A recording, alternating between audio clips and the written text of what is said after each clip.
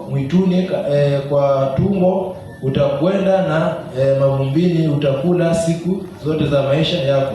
Bwana sifiwe. I think so tunaona nyoka akitembea.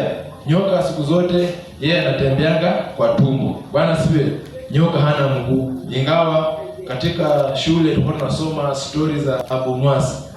Tunasikia ati centipede alienda akaomba nyoka nyoka aliomba centipede macho, centipede akapea nyoka macho, alafu ati nyoka akapea centipede miguu. Sasa nyoka alipoenda sherehe akaona sherehe alikuwa na macho yake, kwa sherehe ni nzuri, hakuregesha macho kwa centipede. Sasa centipede akabaki na miguu.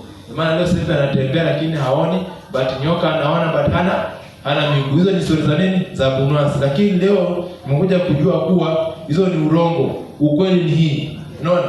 Hii ni story tu tunasema ili tukue creative, lakini hii ndio ukweli. Kwa nini nyoka anatembea kwa tumbo? Bwana sifiwe. Amina. Bwana sifiwe.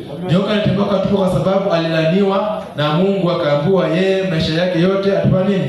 Atatembea kwa tumbo. Maana siku zote hata leo ukitembea ukiona nyoka unayepata inatembea kwa tumbo, na hivyo ndivyo itakapokuwa mpaka siku za dunia itakapoisha. Sifa nyingine ya nne ya nyoka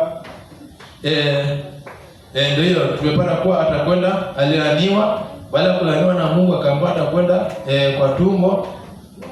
Alafu pia tukapata akaweka nini? Akaweka uadui na mwanadamu. Bwana sifiwe.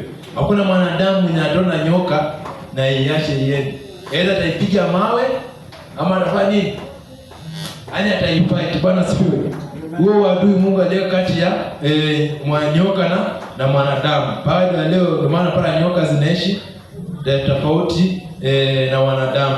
Leo hii ukiona wale watu ambao wanafuga nyoka ama wanakaa na nyoka, wao wako na sababu zao tofauti, lakini Mungu aliweka wadui kati yetu na nyoka. Mbona patanga hata hizo nyoka kwa zinawauma wenyewe ambao wanazifuga. Bwana asifiwe. Hizo nyoka zinawameza hao wenyewe wamezifuga. Bwana asifiwe. Kwa sababu gani? Kuna wadui.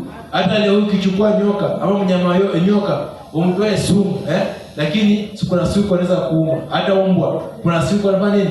Anaweza kukuuma pia. Kwa sababu gani? Kwa sababu hiyo ya adui Mungu aliweka. Hata kama utaenda kuangalia nyoka, jua huyu ni adui yako.